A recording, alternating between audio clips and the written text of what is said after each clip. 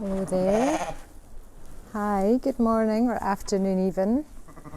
This is Alison here at Old Leckie. We're going to be kicking off on our Lambathon at 1 o'clock. We've got a few folk logging on already.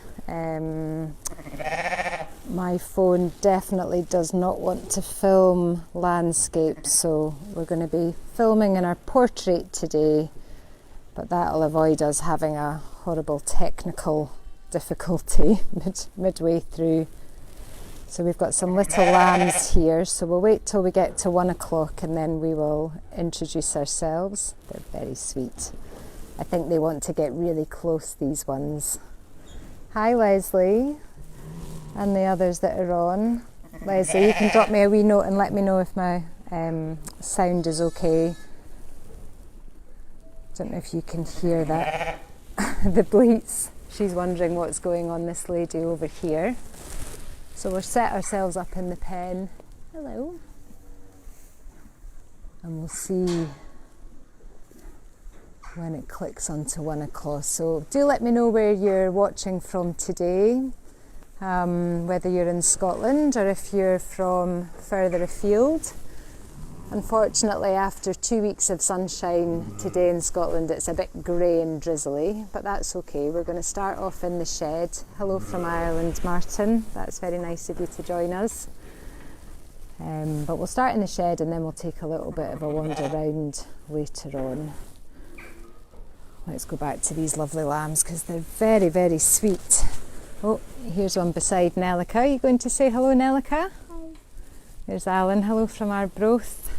I was up in Arbroath the other day. Who's in Arbroath at the moment, Nelica? Which member of our four-legged family is in Arbroath? Puppy Bug. Our puppy Bug is in Arbroath. Getting some sheepdog training. Hello from Preston in Lancashire. Alvey Estate up in Abbeymoor. Hi James. Brilliant. Our sound is good from Inverclyde. That's great. We'll give it another kind of 20 seconds or so until the clock says 1 and then we'll kick off on our Lambathon there for today, coming from Old Leckie Farm. Let's go back to our little lambs. Hi. There we go. Oh, we've got a morning watcher from Nova Scotia and West London, Illinois. It's wonderful to have you all here with us today in central Scotland. These ones, I think, are feeling quite hungry. They are feeling hungry, so we're going to feed these little ones in a minute. Oh, we've got Rabina up in Kintail. I love Kintail. Gorgeous up in the north there. Right, we'll kick off in a minute. Okay, great. What we'll do is I'm going to flick round the camera and introduce myself. Let's see. Hello, good morning everybody. My name is Alison Younger. Welcome to the Go Rural Lambathon for today, Sunday. Some of you will have seen some of the other Go Rural Lambathons. We've been running for about 3 weeks now, so every day at 1 o'clock there's a different farm, spending just 30 minutes to take you around our farms, give you a bit of a look into what we're doing, sheep farming here in Scotland. It's a really busy time with our lambs being born.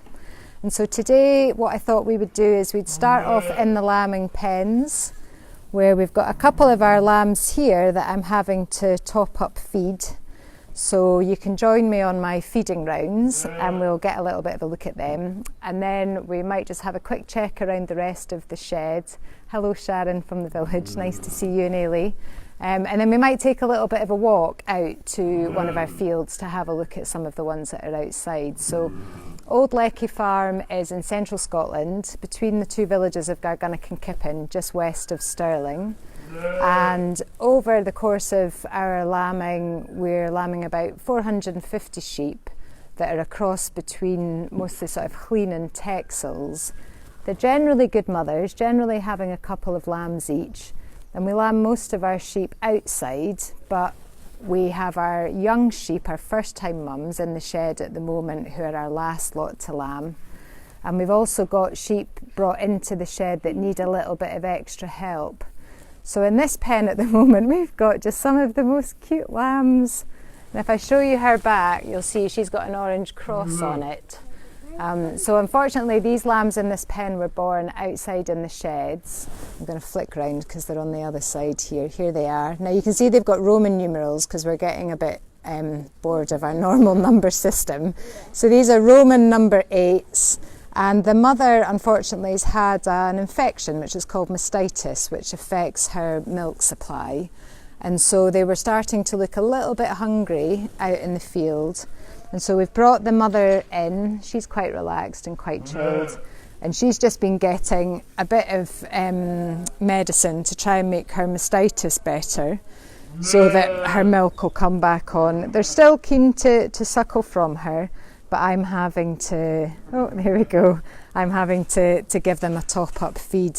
We've got Rubina up in Kintail there saying her daughter lives in Gargunnocks and she takes lots of photos of all the lambs she sees. I wonder who that is, Rubina.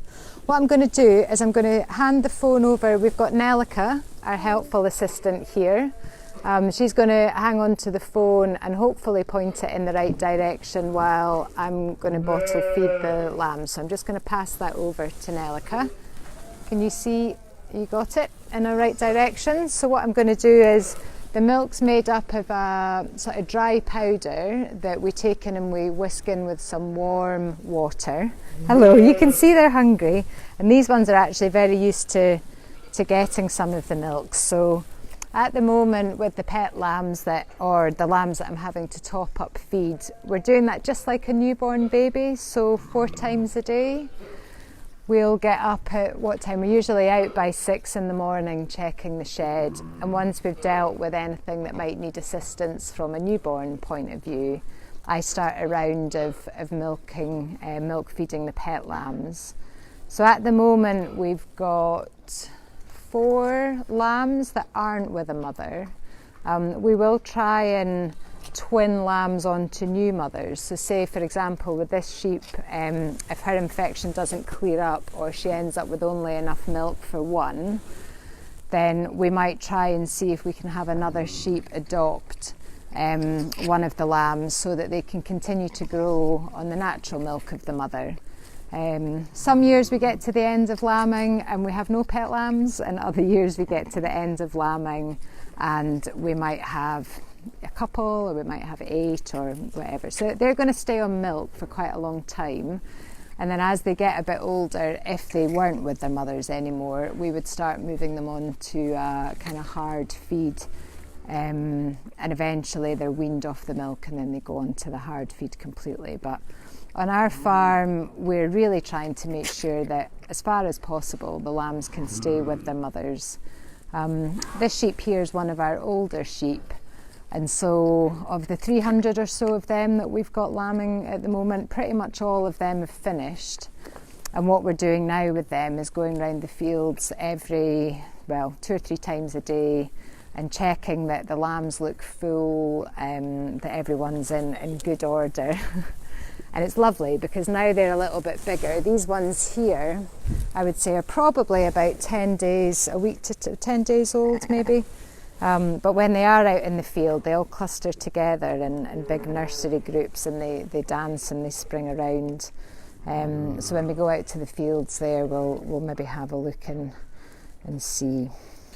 It does take a little bit of time. This one, as you can see, is sucking really well, and there's nice bubbles going up in the bottle, but sometimes if we have a very weak lamb, it almost loses a bit of its sort of reflex to suck. And then bottle feeding can be quite a slow process. I have one lamb at the moment I'm calling him the Emperor, which is a bit unfair.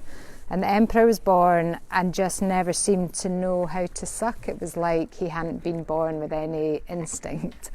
And he just wants me to feed him 4 times a day by drizzling milk down his throat.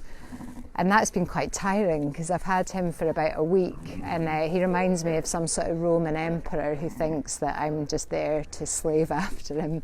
But he is growing and he's doing well, and I'm just trying to nurture him in a way that will let him figure out what's going on and then see, hopefully, and try and get him back on. Annoyingly, his mum's got loads of milk. So he could really be doing just sort of sucking off her. So then I'm having to hand milk her at the moment. so that she doesn't develop any infection or mastitis into her womb. Okay, so are we finished with you? Let's see. These guys are quite big drinkers. Each milk bottle holds about 500 mils. So you can see this one's only had about a third of it. Where are we looking at?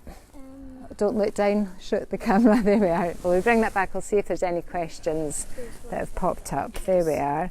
The ewes udders look very full. Do you need to draw the milk off her? Hi, David. Yes, we are. Because she's had mastitis as well, the lambs are still suckling her, which is good. And then we're trying to draw the milk off her teats as well. And when they have got mastitis, what you find when you milk them is that it doesn't look like a clear, like runny milk, if that makes sense. It looks a bit like kind of cottage cheese, and it's got kind of harder bits in it. So yeah, we'll be milking her off too, trying to help that infected milk come out. It's the same with cattle. Sometimes we get cattle that get mastitis, as do humans. I know I've got 3 children, and I know with one of them certainly I got a bit of mastitis. So it's not a problem in itself, but we just need to be really aware of it. Now this one thinks it's still quite hungry. It's coming back to suck on the bottle there. Are you wanting some more? Maybe. They're just very inquisitive. So it is very, normally we don't get involved with the sheep and the lambs unless they are needing assistance, but it's always quite nice to come and sit in the lambing pen and have a chat with them, have them suck your fingers. Don't know if you know, but sheep actually don't have a full set of teeth like you and I would do. They have teeth on their bottom set of their mouth. I don't know if it'll lick my finger. If I put some milk on it, it might.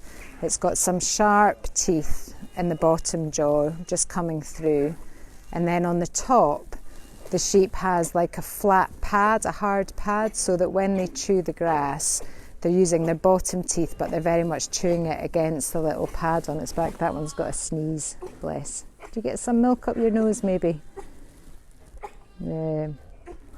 So on our farm here, we're just 7 miles west of Stirling, and we have a very mixed farm. We're about 300 acres, and we have a bit of everything, probably a bit like farms sort of used to be in the past. We've got some cattle, we've got pigs, we've got eggs. A lot of people know us locally, we sell our Leckie layers free range eggs. And with that we also direct sell a lot of our meat off the farm.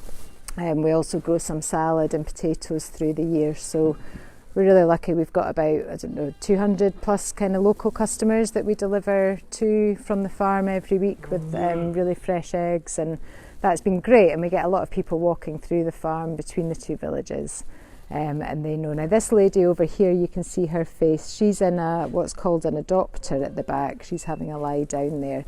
She doesn't like the lamb that's with her. And so we've got her in there for a day or two to see if she can get used to the feel of the lamb sucking on her, and then they'll come out into the pens here before we put them out into the field.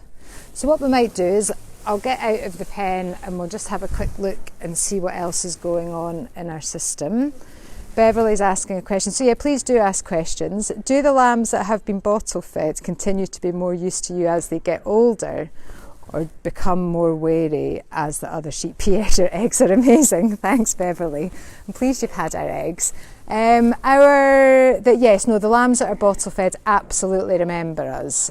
So we have, what are the names of some of our pet sheep that we have on the farm? Who are our friends? Flopsy, Smudge, Fletch. We've got Flopsy, Smudge, Fletch, and they're always really nice, because even when they're now like kind of 4 or 5 years old, they remember the children, and when we see them at lambing time, whether that's in the field or in the shed, they come in and they'll still eat sort of some feed from the girls' hands, and be very friendly. Flopsy's actually a bit of a nightmare, because she doesn't think, even after sort of 4 years, that she is a sheep. She thinks she's a sheep dog. And so when you're trying to move them, the dog will be trying to move the sheep around, and she won't get out of the way. No, you're all right, I think, Nelica. Right, we'll take a little walk down and we'll have a look at our system here. We've got some of our Limousin cattle in there. and just explain, I don't know, we did a Go Rural a couple of weeks ago. I don't know if anyone was with us then, but our setup in our main shed at the moment, we look like we've got a lot of sheep in. This is the last of all of our pregnant sheep in the shed. And these, in this pen that you're looking at, are all first-time mums. And so like any first-time mum, they aren't particularly experienced in knowing what to do with a lamb. And so we bring them into Lamb Inside so that we can keep a really close look on them. And Struan here in this pen is holding up a sheep. Now, unfortunately, when she had her lamb this morning, the lamb didn't make it out alive. So that was difficult for her.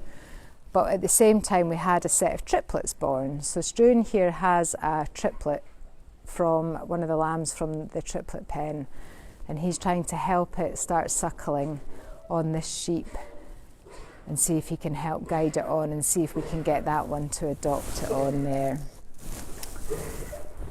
So once these lot are done, hopefully that will be the end of our lambing, which is nice. We've been going since just the sort of last week in March. So I think now what we'll do is we'll take a walk out. I'm going to switch you back onto me, and we're going to head out and we'll go and see if we can see some lambs and mothers out in the field. Are you going to come now, Leckie?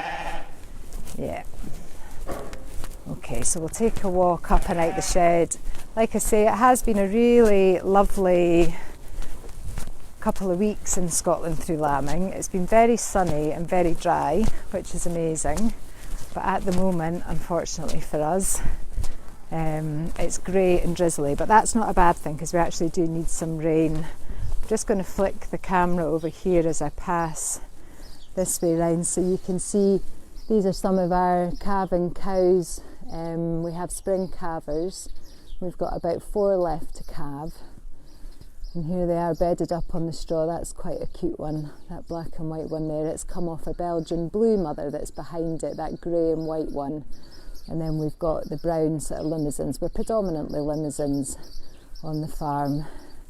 Right, we'll head this way. We had quite a funny story during the week. We were out in the lambing shed and I was out checking late and I could see one of the cows was going into labour. So we were at home watching. We have a camera in the cattle shed. And so I had the camera on. And if you were to go onto the Old Leckie Facebook page, there's about a 3-minute video of this calf being born, just recording it from the camera so we weren't disturbing her. And it was amazing. It was such a peaceful labour. And it was just great. It was just it's a really nice footage if you've never seen a calf being born. And it was about 10 to 12 by the time she'd finished, and we thought, brilliant, and we ran off to bed because sleep's in short supply at the moment. And I felt very pleased that she hadn't needed any assistance. And went out in the morning and found that she'd had twins. And normally we would expect twins because we scan the cattle, but the twin hadn't obviously come up on the scan, so we had no idea. Anyway, I was secretly delighted that we didn't know she was a twin because it meant that I got to bed a bit earlier than I would have done. Right, we're just going to wander over to one of our big fields that we're using for the older sheep at the moment. This probably isn't a very normal pathway for a farm, but we're really lucky at Old Leckie that our farm's got a lot of history in the location, and we're actually walking at the moment the old military road that ran between Stirling and Gargunnock. And we have here a bridge that we call the Squinty Bridge or the Fairy Bridge. I'll actually just show you it from this side. I know it's not a lamb, but it is really pretty. And this bridge actually dates back to 1642 when it was built as a safe passage for foot people, for pedestrians, over Leckie Burn. So there's been people around for a really long time. We've got a ruined mill over there in the trees, and the main house on the farm is actually 500 years old, built back in the time that Mary Queen of Scots was in Stirling Castle. And I've actually got a bit of a gruesome story about some sheep that were here about 300 years ago.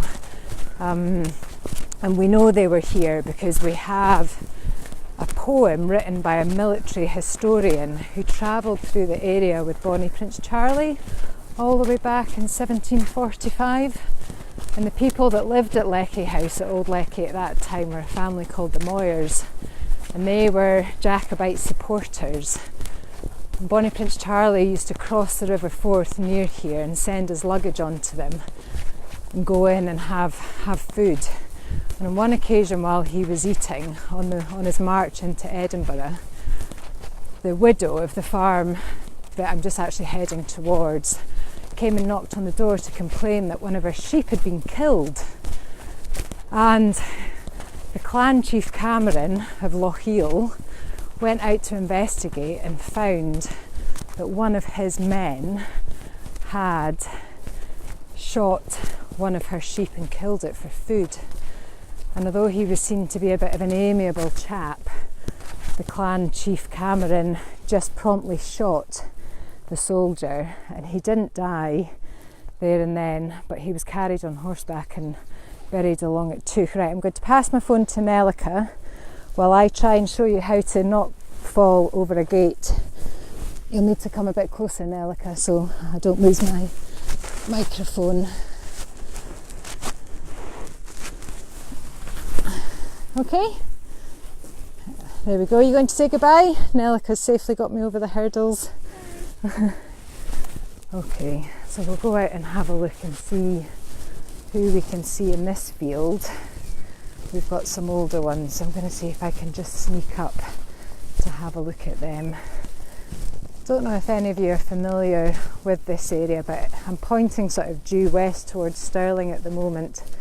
And if I swing round, we've got the Gargunnock Hills up behind us, and we'd go all the way round to Kippen there. So we're a lovely central location. If you were to come and stay at the farm, stay on the farm, people find it a brilliant base for a holiday because they're very close to lots of places with good sort of train links and motorway links up and down.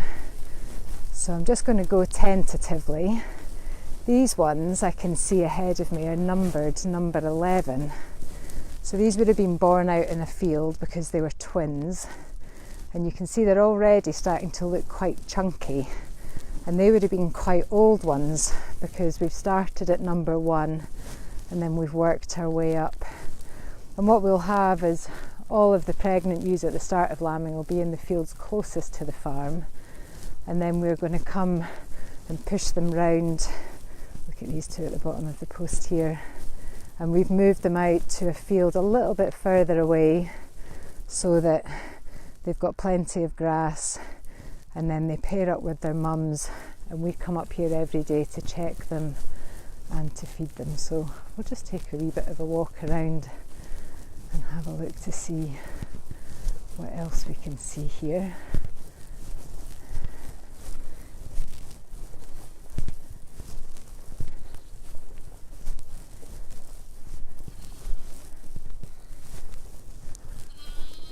We've got a group, it's a good field for them because I'm sort of looking due west here, which is where, if weather does come in, most of it's going to come in from. So they've got some good shelter in there by the trees. After the sort of drizzle today, I think the next few days is going to get back to be quite sunny and warm again. These will be younger lambs, although they're a good size already. I can see they've got the letter B on them. So they've obviously gone from 1 to 100 and back round again and then started using letters, having a good stretch. So what that lamb did there is exactly what we want to see. It's getting up, it's having a bit of a stretch and a bit of a shakedown. And that shows us that it's looking nice and full.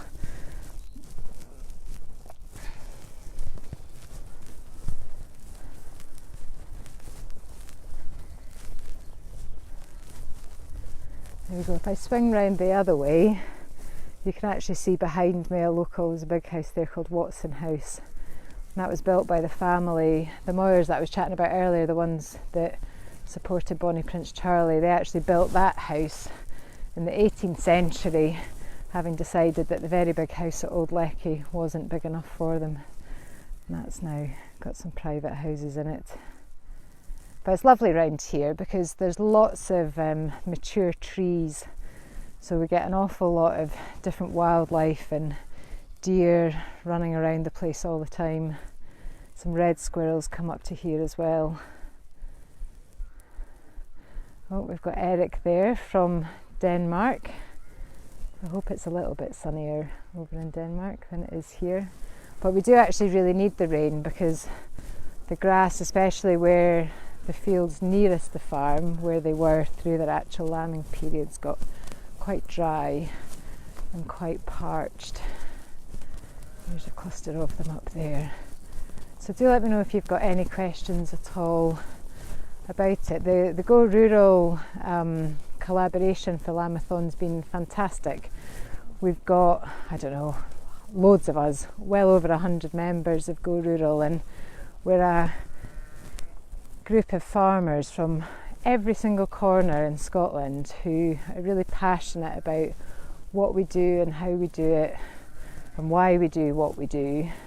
And we really like telling our story about what we do, and we're all in some way actively trying to encourage people onto our farms to see what we're doing, whether that's through farm tours and experiences. There's some absolutely cracking farms that in normal years you can go and do lambing experiences. I think Lennox of Lomond are still managing to run some because they're lambing some hill sheep that lamb a little bit later. So there are still opportunities for folk wanting to get onto farms and actually do some lambing experiences.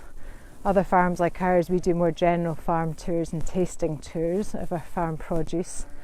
Lots of us, you can come and book accommodation. So we're just doing a really easy to use website called goruralscotland.com, and if you go to there you can enter a fantastic competition at the moment to win a farm tour for 4 people. It's a different farm every week, so today you can enter to be in a chance to win up at Newton Farm Holidays, and I think it's a different farm tour available to win in our competition tomorrow. And on that website as well you can follow links through to find out everything about all the different farms involved. Everyone's totally different, which is really cool, learning about the different systems. Jennifer says hello from Virginia. Thank you for saying our land is beautiful. It is. We're very proud of it. We've got a couple of questions to answer. Someone was asking about how old the lambs are when they're sold. Are you guided by age or weight? We go by weight. So our lambs will go and be sold when they're probably about sort of 42 kilos. And to give you an idea, the ones we're seeing in here were all twins, but we do have a lot of sheep every year that have single lambs, and they tend to be the first ones that reach that weight, which makes sense because there's only one of them sort of sucking all the good milk off the mum. And so if we had our first lambs at the very end of March, we might find that we get our first ones sold by sort of the middle of July. So it's actually, you know, a really pretty quick turnaround. Our smaller ones will get to about 42 kilos, usually by the end of the calendar year. But the great thing about Scotch lamb is that it grows on this amazing grass that we can grow in Scotland. So Scotland is famous for its rain. Rain makes grass grow, but it also means that our land isn't often very good for doing much else other than growing grass. In some areas of Scotland it's just far too wet to grow crops, for example. So to be able to use this sort of amazing natural resource and grow lambs that are completely grass fed, really naturally, slowly developing and growing and just in their own pace, they're not fed anything else. My husband always reckons if you're anywhere that you don't know where the meat's come from, lamb's always great because you can't really do anything to feed a lamb or fatten a lamb other than have it eating grass. So we're really fortunate in Scotland to get this, get that great resource that we've got. And we follow the same principles with our cattle here for the beef that we sell direct. We just let everything take its time and just grow naturally. We spend a lot of time trying to pay attention to our grass. This might be a bit, I hope you're not having your lunch. If you look down here, you've got dung Now, why am I showing you poo? Dung's actually really, really important, and on there we've got dung beetles, and dung beetles play an absolutely crazy role in taking the nutrients from that poo and taking it down into the soil and all of the good things in the soil that we need to keep the soil healthy. So animals and poo are very much part of a sustainable kind of farming system. Whether you're dealing with meat or not, you begin to have more problems, I think, when you have no animals on land that you're trying to crop. Mary's asking, how many hectares or acres do you need for one ewe with 2 lambs? Oh, well, it's hard to tell. This is a new field for us using in here. We've got 72 sheep in this field at the moment. And acreage wise, this is where my husband will completely laugh at me for not knowing. I'm going to guess it's about 8 acres in here. So my brain's not able to talk and do that calculation at any one time. Right, I'll head out this way. Let's see where we're at. We've got a few minutes left. So we'll go and just see if we can get a little bit closer to these. Do let me know if you've got any other questions. I was going to read you a poem, which is a bit random, but I was looking through my books the other day and I was telling you that gruesome story of that poor man being shot. And the historian that was travelling, they're called let me get this right, the metrical historian, which was basically a storyteller and a poet who was travelling with Bonnie Prince Charlie back in 1745 when he came through, recounts about the entry down into the lowlands of these Highland men as they marched on Edinburgh to try and raise support to win back the throne for the Stuarts. And so he just makes some nice observations, well, not necessarily nice, about how difficult it was, I think, for the soldiers to get food as they came down here. So this directly relates and comes from the incident I was telling you about where the poor man was shot for stealing a sheep. So he says, here for space they took a rest and had refreshment of the best the country round them could afford, though many found but empty board as sheep and cattle were drove away. Yet hungry men sought for their prey, took milk and butter, kern and cheese, on all kinds of eatables they seize. And he who could not get a share sprang to the hills like a dog for hare. There shot the sheep and made them fall, whirled off the skin and that was all. Struck up fires and boiled the flesh with salt and pepper, did not fash. This did enrage the Cameron's chief to see his men so play the thief, and finding one into the act, he fired and shot him through the back. So there you go, a little bit of local history on our lambing tour today. But sheep have obviously been in this area for hundreds and hundreds of years. Our family's only been here since 1906, so comparatively that's no time at all. Brilliant. We'll just get a bit closer. It's always quite hard walking up to them in the field because they will tend to move away. But I hope you've enjoyed our tour around today. Tomorrow at 1 o'clock, the Lambathon is heading east to Fife, sunny Fife. The Blacks up at Lindores. They've got an amazing setup up there. I suspect it'll be a little bit brighter blue sky.